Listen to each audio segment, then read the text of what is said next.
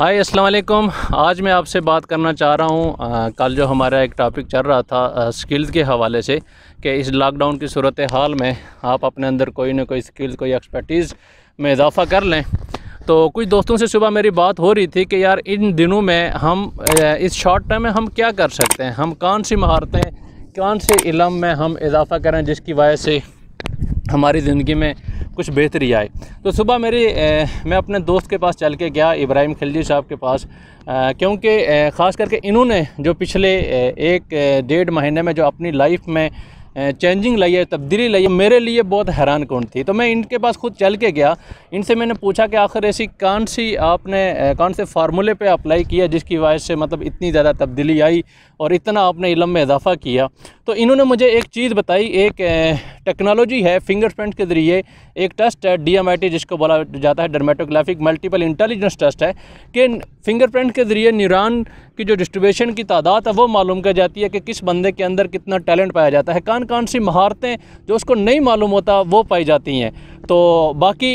आज मैं अगर ख़ुद बताने के बजाय अगर मैं इनसे पूछूं जिन्होंने उस पे पूरा अप्लाई किया हुआ है तो वो हमारे लिए एक बेहतर रहनुमाई होगी, मुझे भी और आपके लिए भी। तो इब्राहिम भाई अस्सलाम वालेकुम। सबसे पहले आपका बहुत शुक्रिया कि आपने मुझे आज टाइम दिया है, और ख़ास करके नाजरीन के लिए जो एक मिशन था जो ये चैनल बनाया है कि यार इतनी हैरान कुन और इल्म में इजाफ़ा करने वाली वीडियो लोगों के लिए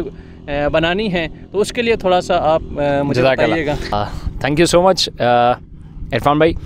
सबसे पहले तो मैं चंद चीज़ें आप लोगों से भी डिस्कस करना चाहूँगा कि हम ये क्वारंटाइन चल रहा है, अगर क्वारंटाइन ना भी हो उससे पहले भी अगर मैं बात करूँ,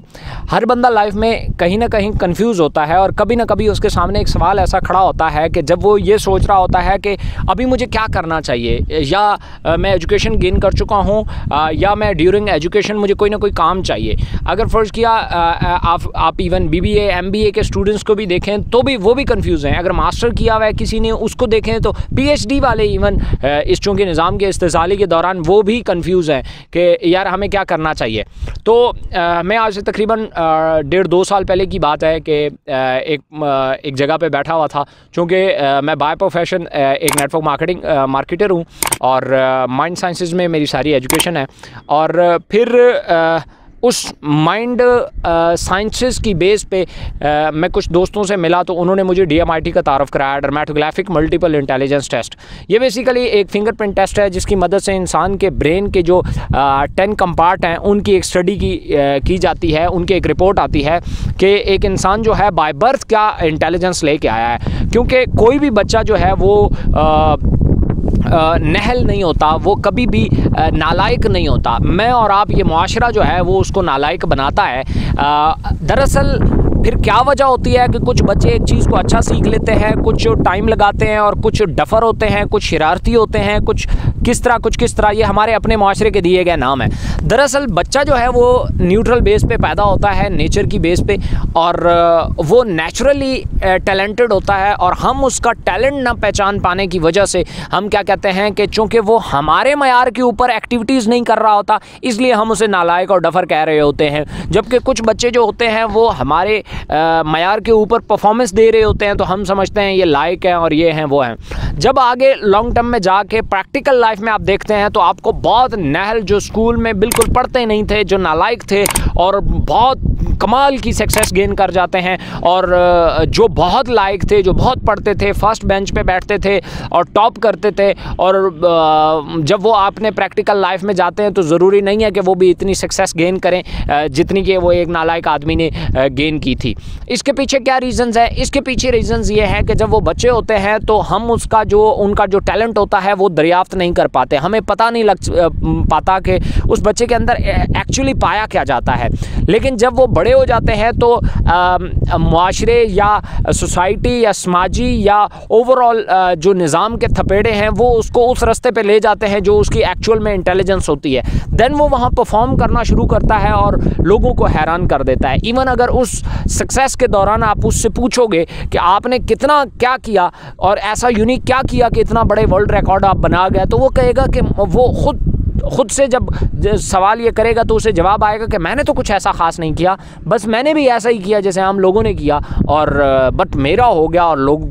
چیخ رہے ہیں کہ نہیں ہو رہا نہیں ہو رہا۔ سو سب سے پہلے یہ کوارنٹائن چل رہا ہے، اور میں خود پچھلا 1-1.5 مہینے سے، چونکہ مہینہ ہو گیا لاک ڈاؤن چل رہا ہے، اس لاک ڈاؤن کے دوران میں نے تمام دوستوں کو ایک ہی بات کی تبلیغ کی ہے۔ میں نے کہا کہ اگر اس دوران بھی آپ کوئی نئی اسکل نہ سیکھ پائے تو آپ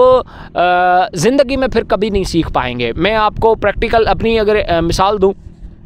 میں آئی ٹی کی فیلڈ سے کم از کم اکثر میں مذاق میں کہتا ہوں، عرفان بھائی آپ کو تو پتہ ہے کہ میں 200 کلومیٹر دور چلتا ہوں آئی ٹی کی فیلڈ سے، تو بٹ چونکہ اب آنے والا جو ٹرینڈ ہے اس میں مجھے آئی ٹی کی سکلز چاہیے، دین میں نے کوارنٹائن کو غنیمت سمجھا اور میں نے وہ سکلز جو ہے وہ لرن کرنا شروع کی، جس میں گرافک ڈیزائننگ رات کو میں آپ کو کر کے دے رہا تھا، وہ میں نے سیکھی۔ اس کے علاوہ میں نے SEOs کرنا سیکھ لیے، اور اس کے علاوہ ڈیجیٹل مارکیٹنگ میں چونکہ وہ تو چلیں آلریڈی بھی انڈر اسٹڈی تھا، بٹ اس پہ میں نے مزید گرپ بنائی۔ اس کے علاوہ میری اپنی جو ریسرچ چل رہی ہے اس کو میں نے بڑا اچھا لے کے گیا۔ اس کے بعد آپ نے میری وہ جو رائٹنگ سکلز ہیں وہ آپ نے دیکھی۔ تو یہ ساری چیزیں جو ہے یہ جب آپ کو فری ٹائم ملتا ہے، ویسے عام ڈیز میں جب بھی آپ کسی سے بات کرتے ہیں وہ آپ کو یہی کہتا ہے جی وہ میرے کول تو ٹائم ہی نہیں ہے جی، یا پھر وہ یہ کنفیوز ہوتے ہیں کہ میں کروں کیا بھائی، کروں کا کے لیے میں آپ کو آسان سا مشورہ دوں گا، آپ وہ DMIT ٹیسٹ کرائیں، آپ اپنے سامنے کھل کے پڑھے ہوں گے کاغذ کی صورت میں، ایک 25-30 صفحوں کی رپورٹ بنی پڑی ہوتی ہے انسان کے بارے میں۔ اور نمبر 2، جو لوگ کہتے ہیں کہ میرے پاس ٹائم نہیں ہے، وہ اگر اس ٹائم کو بھی موویز دیکھنے، فیس بک YouTube پہ گزارنے کے بجائے وہ اگر بکس میں یا اپنی کچھ سکل سیکھنے میں اگر لگائیں تو میرے خیال میں یہ 30 دن ان کے زندگی کے سب سے بہترین 30 دن ہوں گے۔ سو میں بس اتنا ہی کہنا چاہتا تھا عرفان بھائی، تھینک یو سو مچ، آپ نے مجھے مطلب اپنی ویڈیو کا حصہ بنایا، سو تھینک یو سو مچ۔ جزاک اللہ۔ ناظرین، یہ تھے ابراہیم صاحب، یقیناً آپ نے اس ویڈیو سے بہت کچھ سیکھا ہوگا۔ انشاءاللہ تعالیٰ آپ سے اسی طرح کی مزید ویڈیوز آپ کے لیے لائیں گے جس میں آپ اپنی زندگی میں بہتری لا سکتے ہیں۔ اجازت چاہیں گے، جزاک اللہ۔